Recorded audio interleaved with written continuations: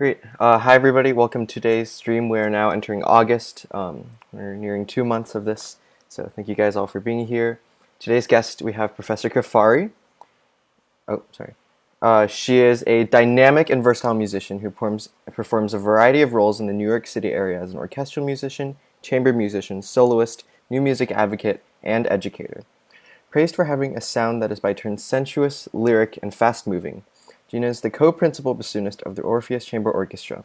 For over a decade, Gina has performed and recorded throughout the USA, Europe, and Asia with this prestigious ensemble, and has been an active participant in their community engagement programs, such as Access Orpheus teaching at New York City public schools, and the Reflections program, which performs for Alzheimer's patients and their caregivers.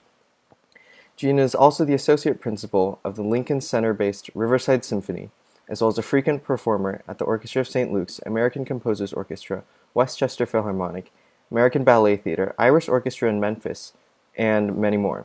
In addition, Gina has played in recent Broadway productions of Fiddler on the Roof, Sunset Boulevard, and My Fair Lady as a substitute bassoonist. Welcome. Thank you so much for being here. Super glad. Thank you Yeah, very much for having me. It's so great to be here today. yeah, thank you. So if there's anything you'd like to say, I'll give you a chance to do that. If not, we can just start with the little masterclass portion with Luke.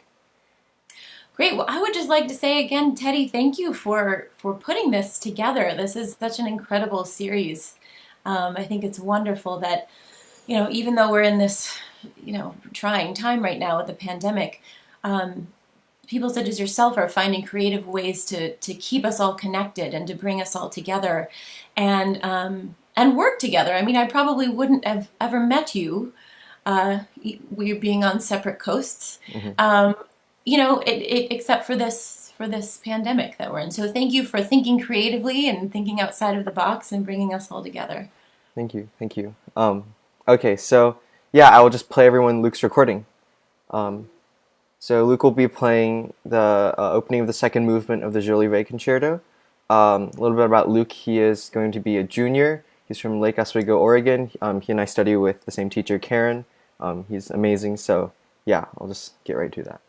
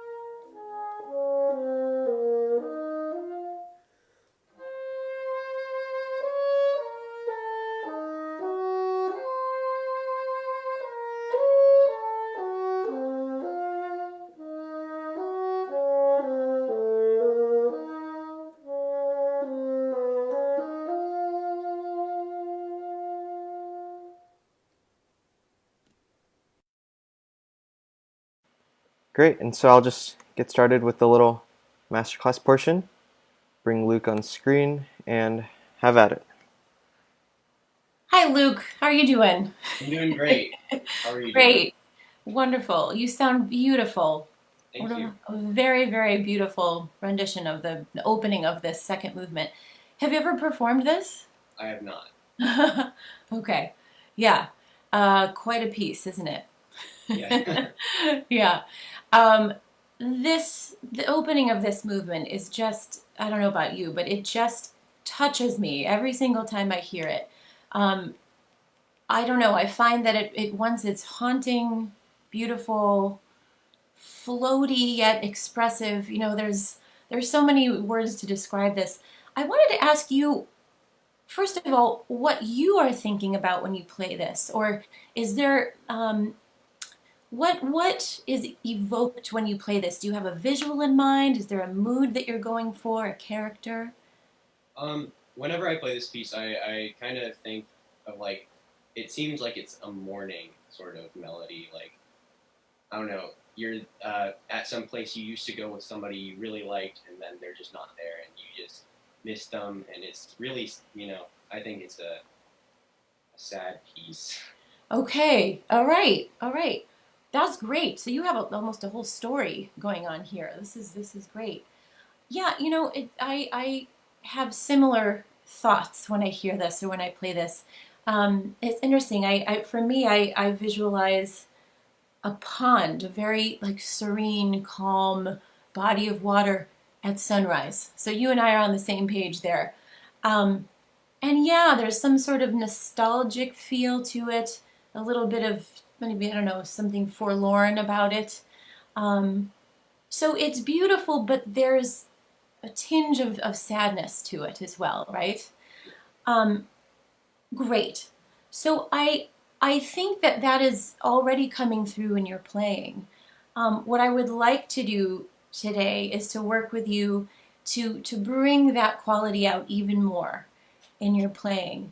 I think sometimes when we're trying to play music that is sad or something that makes us just really feel these feelings of you know whatever's not happy, however you want to describe it. Um, we sometimes think to ourselves that the quality of our sound and perhaps the directions of our phrases and all of these things that we think about, when we're playing kind of joyful music, sometimes that goes away. And I feel that it didn't go away when you were playing this, but I feel like we can kind of infuse this, even just this first line, this first two lines here, with more of a sense of direction and spin and liveliness even in your sound, because we don't want your sound to sound sad or dejected, right? We want that beautiful resonant free spinning sound, because that's what's actually going to touch the audience and communicate with the audience, is that beautiful sound that you will then communicate the character with. Does that make sense? Yeah. So do we just start by playing just the first few measures? Yeah.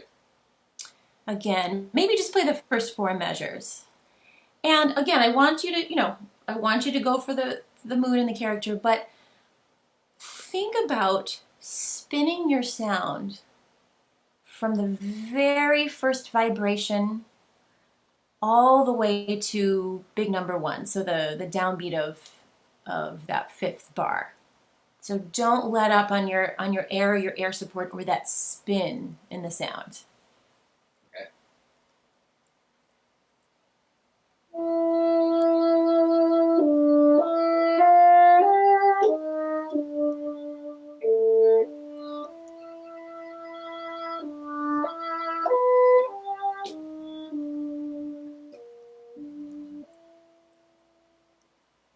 Okay, beautiful. That already sounded much more resonant and beautiful in singing, that rendition. Now, I have another question for you. You see, actually, in the music, what is it? Well, there are two markings here that we have in the music, right? The overall tempo marking, but it also kind of gives us an indication as to how we should be playing this. Largo cantabile, right? And what is cantabile? Like singing. Yeah, exactly. And then underneath the melody line, what does it say there? Right in the first measure. Exactly. So even though we are kind of feeling this sad, kind of forlorn character, we still can be very expressive with how we play this. And again, that will communicate the mood even more to an audience. So the first thing is what we just talked about, keeping that beautiful spin in the sound, because what that does is that keeps the direction of the sound and the direction of your phrase moving. right? And therefore interesting and engaging. But now I feel like we need to actually talk about phrasing. Do you have a concept of phrasing here? Is this just one big long phrase from beginning to end, or are there some ups and downs? I'd say there's some ups and downs. It's like I think that the first two measures, there's kind of like a swell with the line as it goes up and goes down, and then it comes to a resting point at the E in the or in the third measure, and then it does that again, and then back to the resting point at the E at 1. I would say. Okay, great. That all sounds good to me. And by the way, again, there isn't, we all know this, but it's good to just say this again. There isn't one right way to play music, right? Yeah, there may be traditional ways that people play certain things. And of course, we have to go with what the composer has written in the score as an indicator as to what, the composer wants us to play. But in an instance like this, we just have a piano marking at the beginning, molto espressivo written, and then that's it, right? So it really is up to the player to really interpret this. And that's what I love the most about about playing music, right? It's being able to explore and discover the music that's written on this page. Bringing this music to life on the page is, I think this is what we all love to do. That's why we're musicians, right? Yeah. But sometimes it can be hard because if you're not given direction, sometimes you feel like the bottom has fallen under you. You don't really know what to do. So I just want you to know that usually when there's nothing written in a part, you need to figure out what you're doing. It doesn't mean that you should just play like this, right? It means that this is your time to come up with a beautiful interpretation of the music. So I like what you're doing, what you just said about the phrasing. Can you play this now? And can you just exaggerate your phrases just a little bit more so that I and everybody else can really hear what you just described to me in words?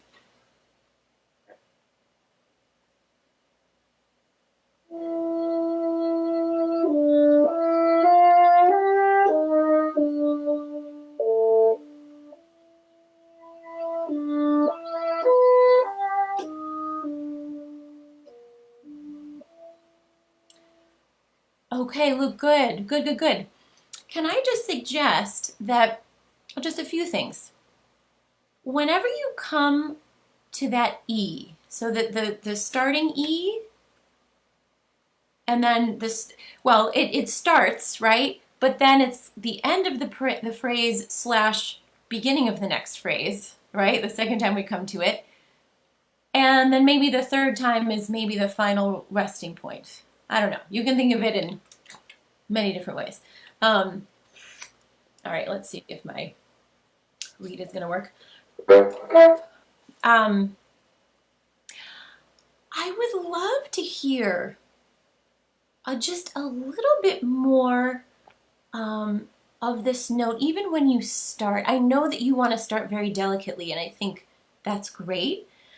But right from the moment of the first vibration, can you show me and everybody that this note is alive and it's going somewhere? It's the beginning of this phrase. So instead of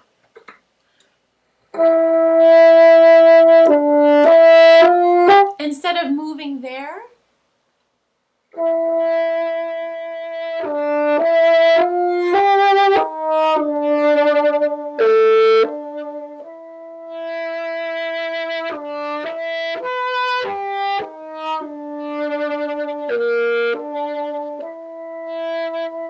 so again, with all of these notes, whether they're long or short, they're always either going somewhere or coming away from somewhere. Yeah? There's always an intent with every single note that you play. Can you try that one more time? So again, with each of the E's, I'd love to hear that spin right from the beginning. What else was I going to say? Oh, yeah. The fourth measure, be careful that you don't get too soft too soon, right? I would love to hear, the first time we have the A to the D. The second time we have the B flat to the D. It's kind of an important difference, isn't it? So I would love, you don't have to do much with it, but I would love to know that you know that that B flat is different from the A. So don't just kind of pass over it. Make it a little bit more important. Okay.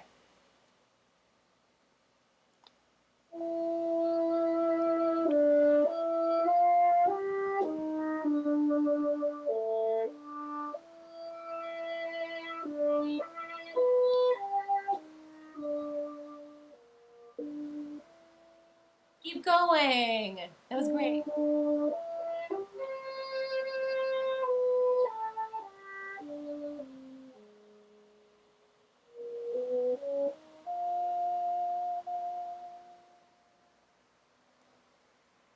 Good. Sorry, I sprang that on you. That was beautiful. The first few bars that time were just exquisite. Really nice. I don't know if you've ever heard of an oboist named Marcel Tabouteau. Ever heard about him? He was a French oboist who lived and studied in Paris, but then came to New York and played in the Met Opera for a very, very long time. And when he played in the orchestra, everybody just thought he was one of the most amazing musicians that anybody had ever heard, one of the most amazing wind players.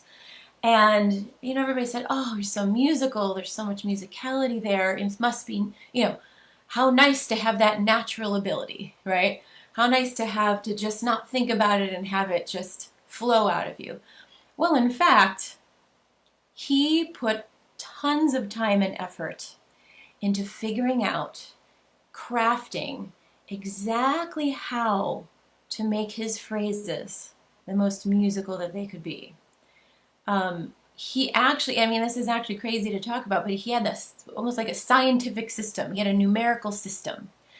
And I believe it's from 1 to 10. I have to go back and make sure I'm saying the correct thing. But 1 being kind of the least intense, or the softest, or whatever that kind of means, with 10 being the most intense, loudest, highest point of the phrase, whatever.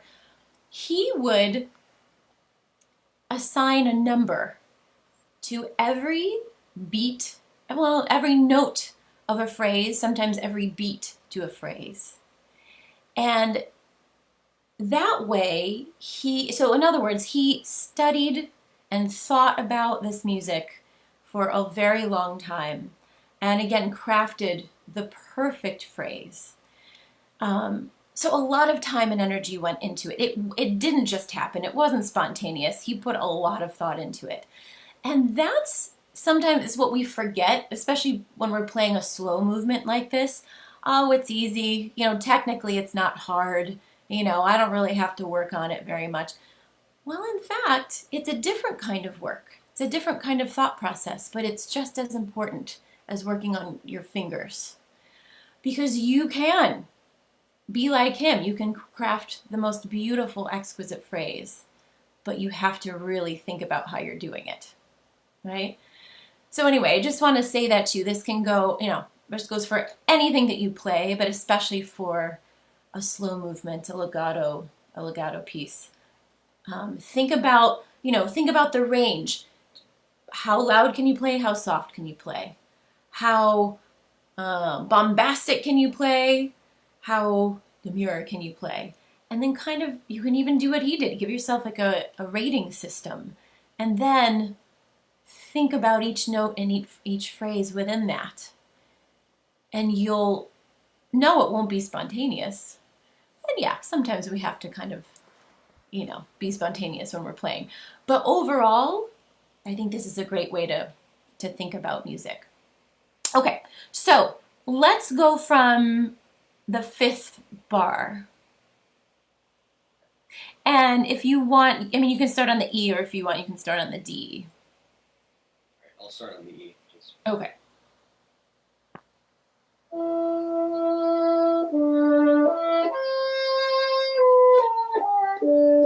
Can you restart that? That was... Sure. And Luke, before you play, I want you to think about what I just said, the phrasing here. So where are we going? Where does this phrase go? Where's the climax? Where do you come away? Are there two climaxes? I'd say that the climax is just the C, and then it sort of decrescendos all the way to the E sharp at the very end. Okay. Okay, good. Good. Let's hear that.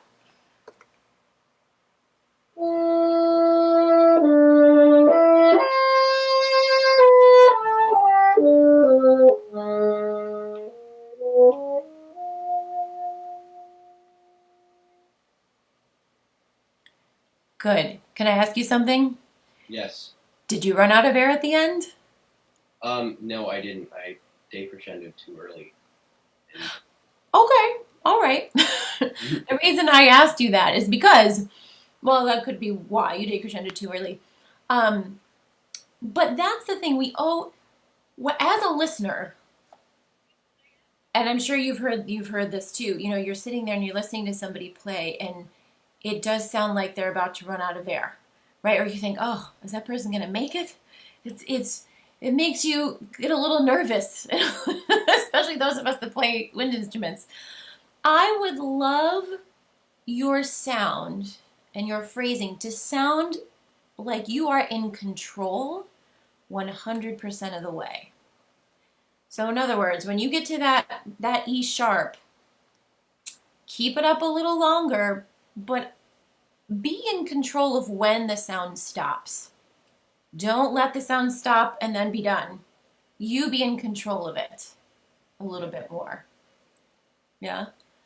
That was really beautiful. Just one other thing.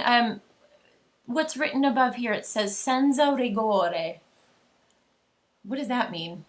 I don't know. It happens a few times. Actually, it happens in a similar spot before big number 4 when you have the other triplet, right? It means without rigor or without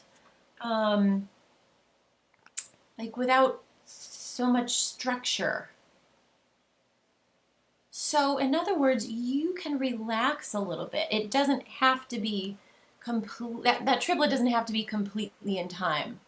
It can be a little freer. You can open it up a little bit, broaden a little bit. But we shouldn't be intent on just getting through it and getting to the end. Yeah, so maybe, and I don't mean completely take it out of time, but see.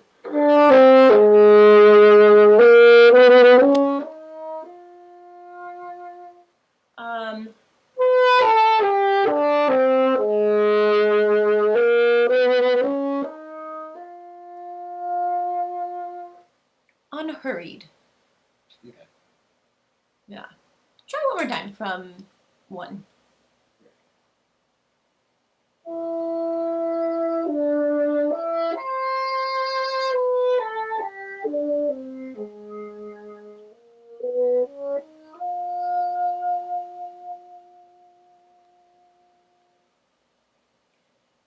Yeah, that was beautiful.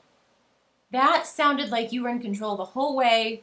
You knew what you were doing. You were committed to that particular phrase, and you executed it beautifully. That's great. That's great.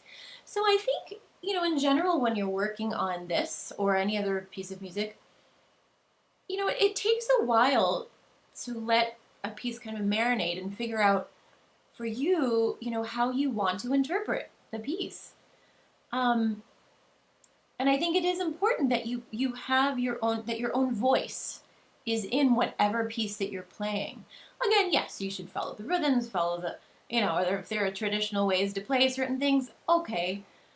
But we never want to copy another person's interpretation or um, I think it's good. Listen, I think it's really great to listen to as many different players and as many different renditions of this as possible.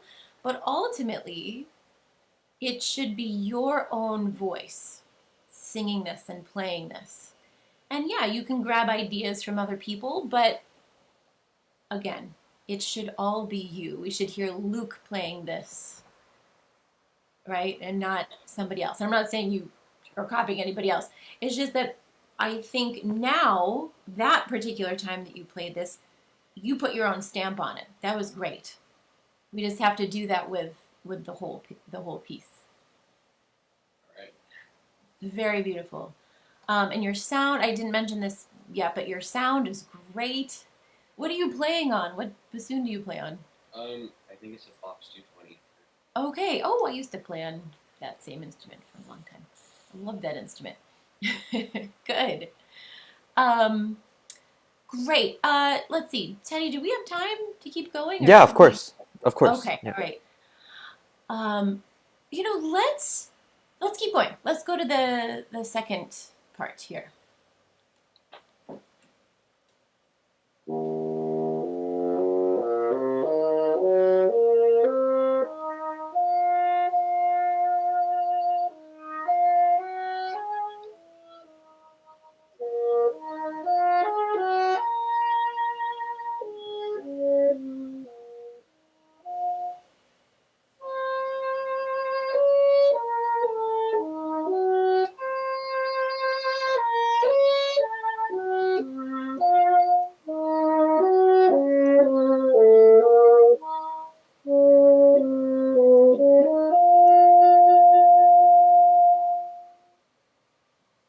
Beautiful. Again, very beautiful. Your high range is just soaring and singing and gorgeous and in tune, which is all, these are all hard things to do. So it's very, very nice. Um, okay, so I like what you're doing at big number 2 with the low B flat or low E flat going up to the high F again. It's just a beautiful kind of ushering in of the melody a second time. But of course, this time it's in a different key, right? And it's a little bit varied this time around, yeah? Now, these are the things that I would like you to show us as you're playing this.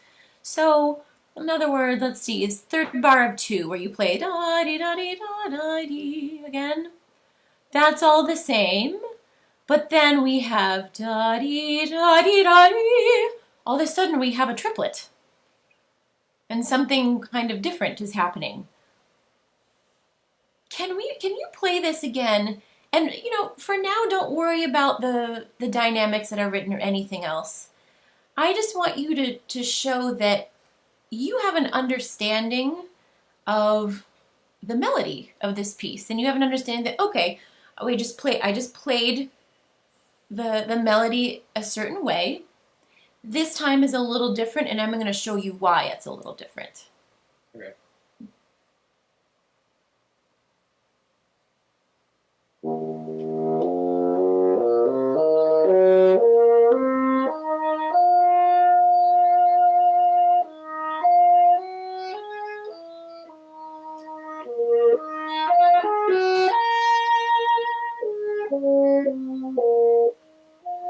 Yes, I love it. Love it. Do the same thing. Now this time, I love that little flourish that you gave the triplets. Perfect. Now, can you do the same thing, but when you get to the B flat ever so slightly, as he's indicated in the music, taper ever so slightly if you can. So do everything the same. It's almost like you're floating. You're all of a sudden floating. You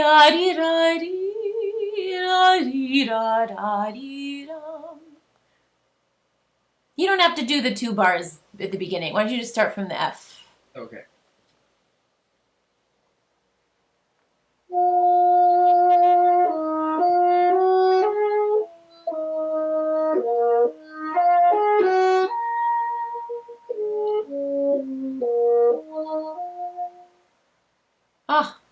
beautiful. This is just beautiful. Gorgeous. See, that to me is you, even though I told you what to do up there, that's indicated in the music. But you, again, that was your voice. That was absolutely beautiful. Okay, so now we come to a resting point, and um, he does mark to, well, what do you think this marking means? Let me ask you this. I think it means to just take a little moment before it starts that really high melody. Mm-hmm. Mm-hmm.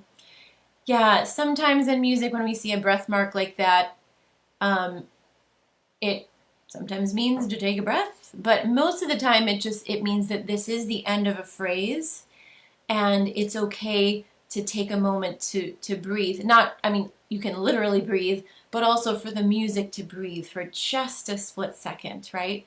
And in this case, it's perfect because then you can place that beautiful floaty C that you have. Yeah, great, great. Um, you know what? Yeah, let's start. Let's do this. Can we do one more time what you just played, but then go on to big number 3.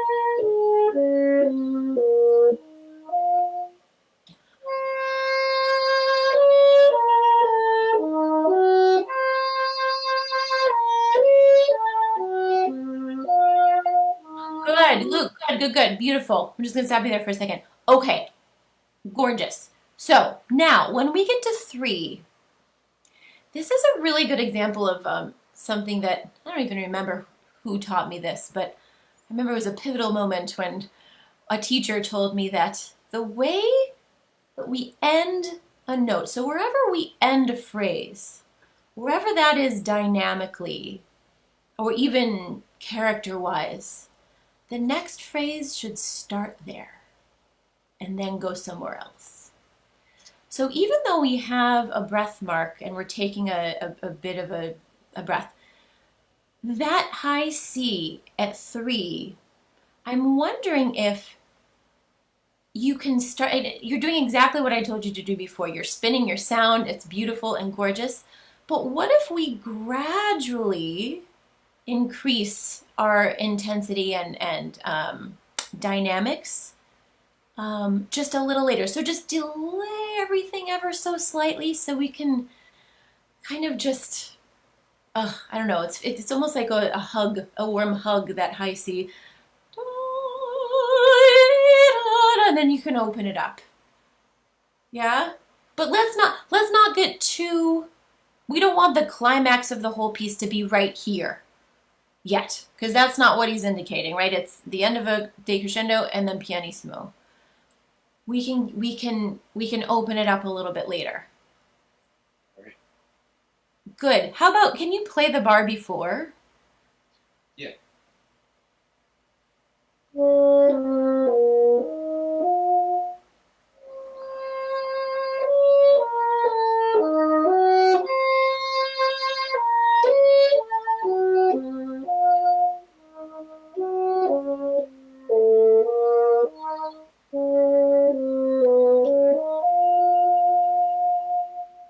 Good, good. And there's that other spot that says senzo rigore, right? So again, and especially since this is the end of this whole first section, yadi-da-dee, you might just want to place that last F just ever so slightly. Again, so it's unhurried. That's how I like to think of this. Yeah. Good. Great. So that's the right idea. I think this is a spot that you can play around with. I don't know if you do this very often when you practice, but do you ever record yourself? Oh, yeah. Okay, good. And then do you listen back right away? Not right away. I normally do a few takes and then listen back to it all. And then listen back. Okay, good, good. This is a spot where I would do that. Because again, I don't want to tell you how to play this, but I think there's I don't know, there's just a really, really beautiful kind of touch that you can bring to this here. And again, I don't think it should be intense the whole time because that's not what he indicated. So there's somewhere in between of what you did the first time and what you just did now, I think would be really, really nice. But again, beautiful. You're thinking of the long phrase. Your sound is beautiful. It's spinning, it's resonant. Um, so keep it up. Keep doing what you're doing in terms of getting this beautiful sound. Um, One other tiny little thing. Let's see. Where are you breathing? I'm breathing right in the third bar of 3, just before that E flat, because I like to think that that's kind of like a little pause, just to show that it's a dotted quarter, or sorry, a dotted eighth, and not just a full, quarter note. That's fine. I think that I think there you can play this. I think a few different ways, and as long as you're committed to doing it a certain way, it works. Good. I just want to make sure that you are getting a good breath so that, again, you feel that when you get to the end, especially the last few beats going into 4, that you have enough air support to do what you want with the phrase. So again, that you're not petering out and you don't have any kind of cushion of air there at the end. I'm going to make sure that you have a cushion of air, right? A reserve of air. I don't know. Well, it's probably too late to get into all of this right now. But of course, taking a good breath, having good air support is 90% of good bassoon playing, right? I mean, if we don't have good support, we don't get anything. We don't get a nice, consistent, legato connected sound like what you're doing.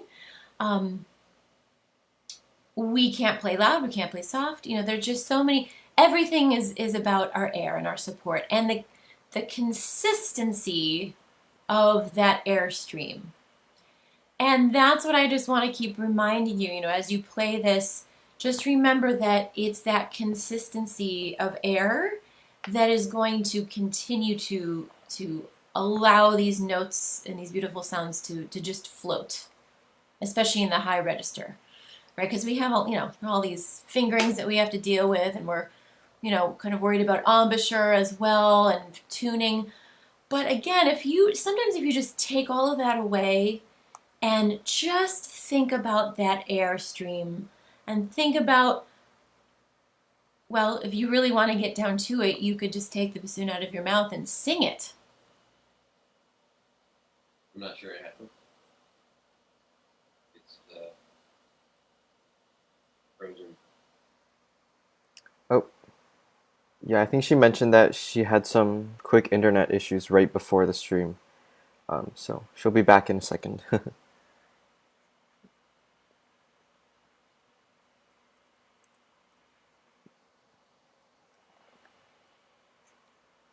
Yeah, we'll just give her a second.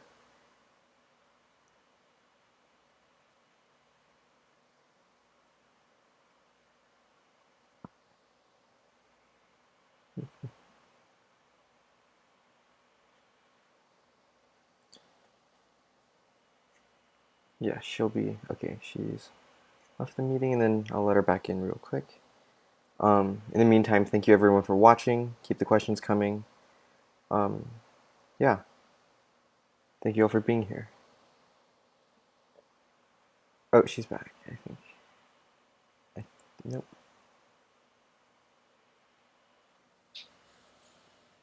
How are you, Luke? I'm doing all right. How are you? I'm doing good too. I know we're giving off some really engaging and entertaining content right now, and everyone is just so absorbed by what's going on.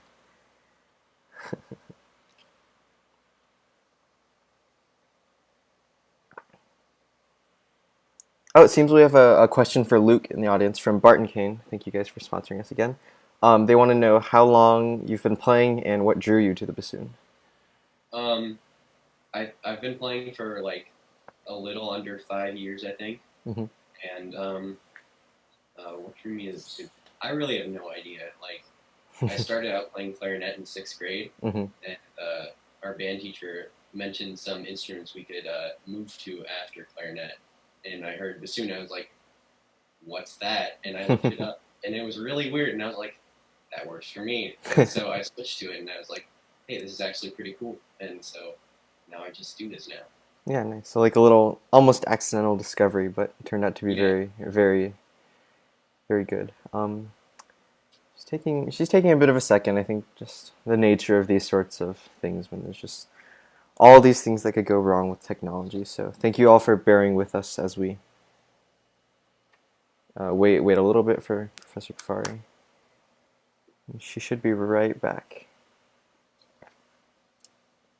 I guess this will serve as a quick intermission. Oh, Barton, follow-up question. They asked, do you have any bassoon plans for the future? Um, I really have no idea. I'm hoping to go into some sort of musical career Hmm. post high school, but I have no idea at this point. Hmm. I'm leaving that for future me in senior year to decide all this stuff. Yeah, yeah. I think, yeah. Um, we'll just wait one more second for her to pop back in.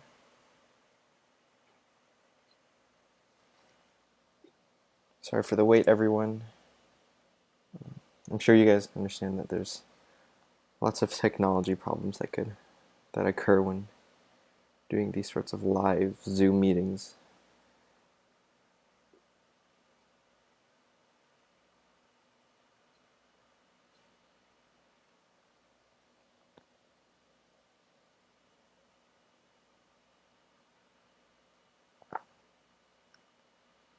Uh,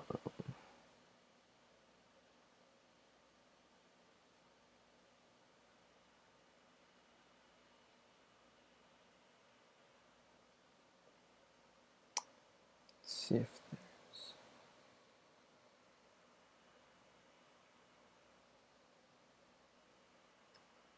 I guess while we're waiting, I might as well talk about our sponsor a little bit. Uh, I mean, Barton Kane, thank you guys for sponsoring us again. Super generous of you. They have an amazing selection, huge variety of profiles and shapes, different types of cane, of GSB cane. If you're ever in the market for GSB cane, please check them out. Me personally, I use the Hertzberg shape with the Billy Short profile. I've been currently using a lot of Donati lately. I found that to be very, very good. So, yeah, if you guys are ever in the market um, for GSP Cane, check them out. Super amazing people, amazing customer service, and I think yes, she is back. Okay, perfect timing. Hello. I am so sorry, No everybody. worries. Oh my goodness. No This is worries. literally the first day that we've ever had this issue. And Hmm. there's something that's happening with our internet. I don't know what it is. Yeah. I am so sorry. No worries. No worries. Probably lost everybody now. Oh well. Luke, I'm so sorry. You're sounding beautiful. What I was just saying before is one other good way to practice this is in the privacy of your own home room. Sing through it. Because what happens when you sing is that you cannot make a sound unless you're using your air, right? Unless you're using air support. That's going, actually, if we think about it, our vocal cords look very much like a double reed. It's the same exact idea. You know, you have air that's going through your cords, which is making them vibrate together. It's just like a double reed. Um, Sing, it doesn't matter how you sound. The idea is that you're using your body in the same way that you play. So again, this is just another good way to practice this. You're already sounding really beautiful. So I would say just keep working on your thinking about phrasing, thinking about the resonance and the spin in your sound always, and the intent of every single note that you play. Okay? That's really beautiful. Great job. You're welcome. Great.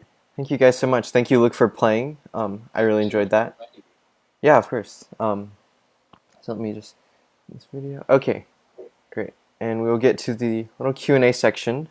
Hope everyone is hanging in there. So our first question is from Enzo. He asks, how do you structure, I believe he asked how you structure the learning and maintenance of your single and double tongue. Ah, how does one do that, or how do I? I believe how do you is what he How do was. I? Yeah. Okay. Well, oh man. So for me, single tonguing has always been a bit easier. I mean, I think this is probably the case for most people. A bit easier than double tonguing.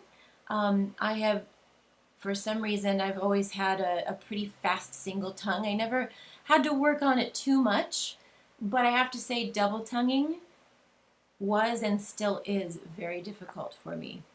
So, what I personally do is, especially if I know I have something coming up in which I have to utilize double tonguing, I will get out some exercises, and I don't think I'm going to have time to find them right now. But there are some great, actually, if I get his information, I can maybe I can send along the exercises that I do use. Okay. But there are just really easy things that you could do. Get your metronome, right? Put your metronome on. Ooh, let's see here. You could even start somewhere that's easy for your single tonguing, right? Or that's fairly comfortable for your single tonguing, and play whatever it is you need to play slower, but in single tonguing. I found that when my single tonguing is its best, I can actually double tongue better. Mm. I think that the muscles that we use in our tongue. By the way, our tongue is crazy. We have something like 60 something muscles in our tongue. So no wonder we have trouble with our tonguing. There are so many different muscles that are trying to compete, right? But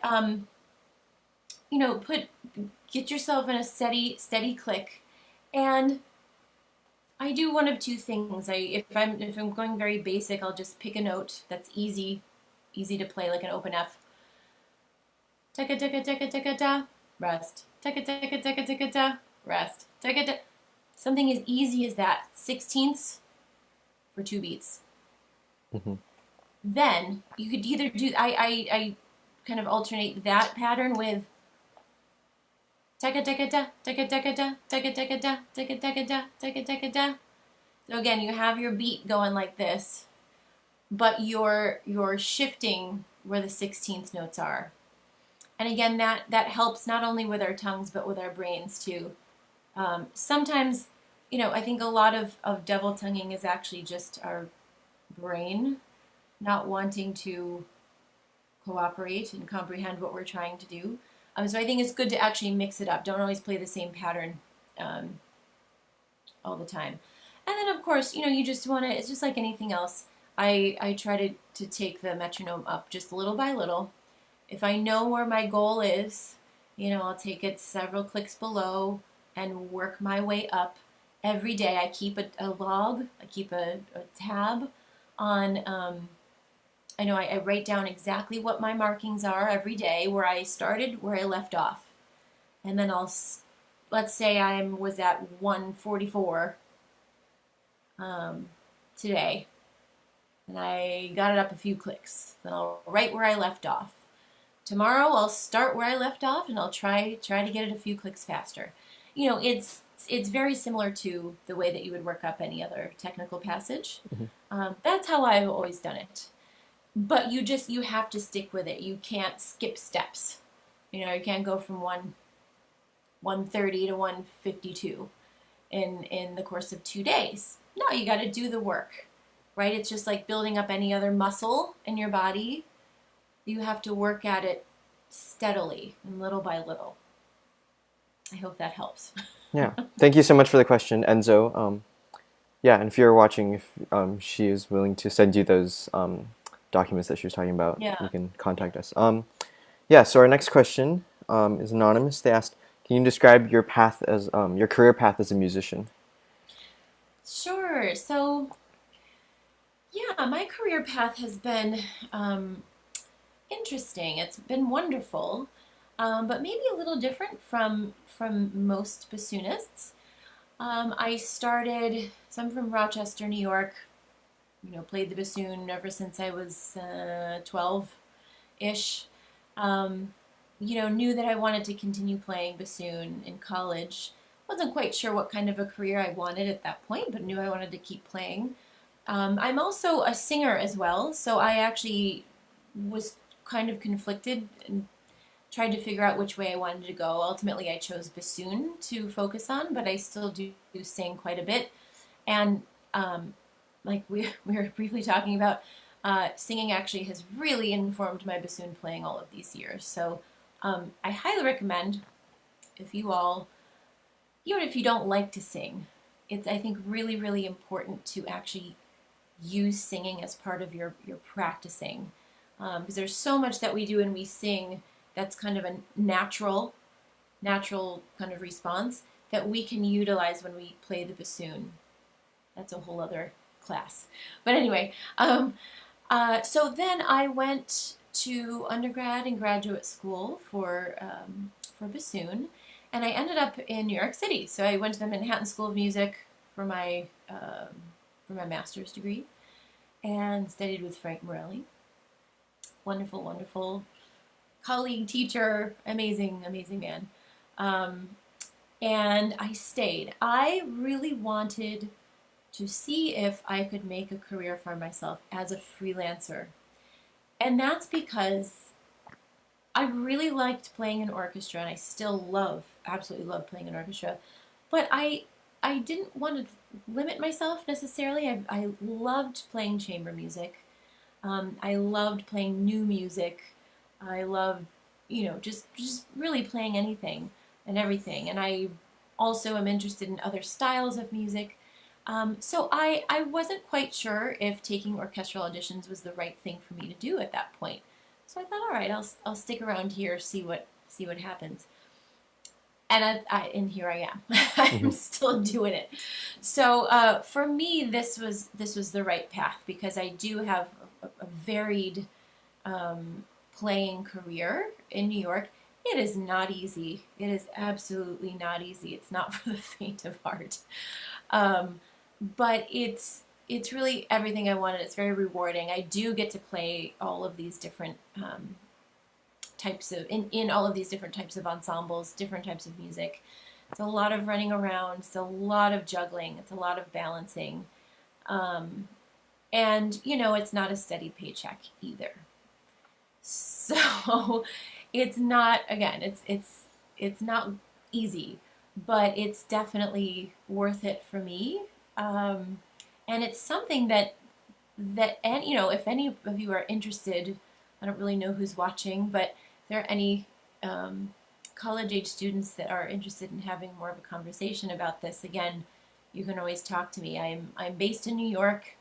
I feel like New York is, at least in the United States, is one of the only places where you can truly make a living doing this. But it's also not guaranteed. It took me a long time to kind of get where I am and to become established and to have enough work to make a living doing it. But it's absolutely incredible, and I love it. Yeah, I think that's really good for everyone to hear. And I think Yeah. that the little bit about you mentioned about also being a singer also answers Cindy from our audience questions. She asked, how much vocal training do you have? Because Ah, yeah. yeah, I think everyone is noticing that you sing very beautifully. Thanks. Um, Yeah. Actually, yeah, well, do you want me to answer that further? Yeah. So, yeah, yeah, sure. I so yeah, growing, all throughout high school, I was thinking that I would actually become a singer instead of a bassoonist, so I was very serious about it. All through college, I took lessons. I didn't do a double major or anything like that, but I bas- bassoon and voice, I'd say, are my two instruments. I do consider voice to be on par with bassoon as a second instrument. And I'm starting. This is another reason why I enjoy having the career that I do.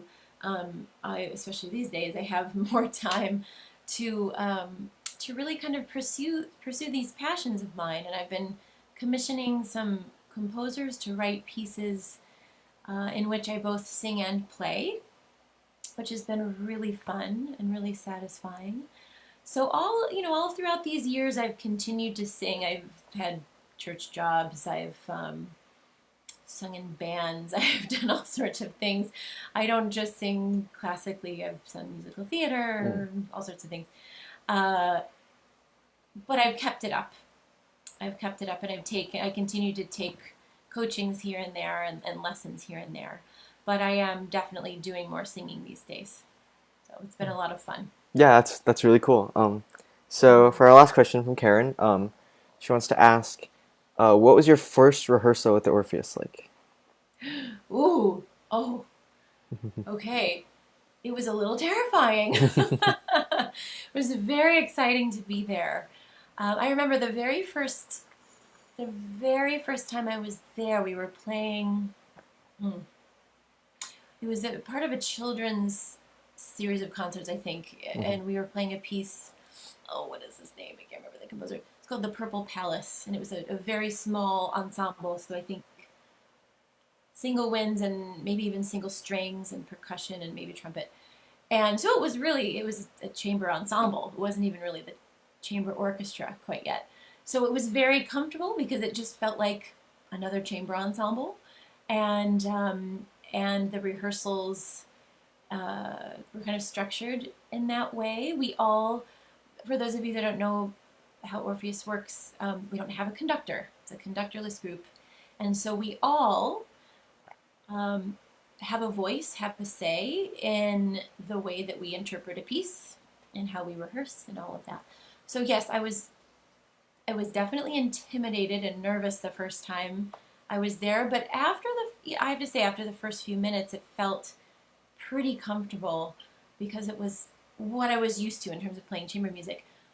But then the next time I played, it was with the full group, and it was more intimidating because we were playing a concerto with Emmanuel Axe. Oh, okay. And it was the first piano concerto, and it was the first time. It also, in Orpheus, there are co-principals. So even if you're a substitute, even if you were like me, being there for the first time, you got placed in the principal seat for at least one piece. So you had, being there means not only do you have to play that part, but you have to lead, too. Lead in every way, every sense of the word. So it was hard, and doing that without a conductor, with a concerto, somebody like Emmanuel Axe was a little terrifying. But again, so incredibly rewarding at the same time. So, yeah, all kinds of emotions going on. Yeah. So yeah, before we end today's stream, I want to say thank you to Bart and Kane again, one more time. They have been super generous in helping me out with this, super generous. So yeah, if you ever need amazing GSB cane, please check them out, bartonkane.com. Thank you. You can get t-shirts too. I'm not wearing mine today, but yeah, so thank you guys, Bart and Kane. And I want to thank you, Professor Cuffari, for being here today. It means a lot to me. I really appreciate it, and I know that everyone else in the audience does as well. Thank you so much. Sorry about my internet issue. No worries, no worries. It happens to all of us. Yeah, and thank you, Luke, for playing today. I don't know if he's still here, but yeah. So, bye everybody. Stay tuned for next week's artist. Thank you guys for watching.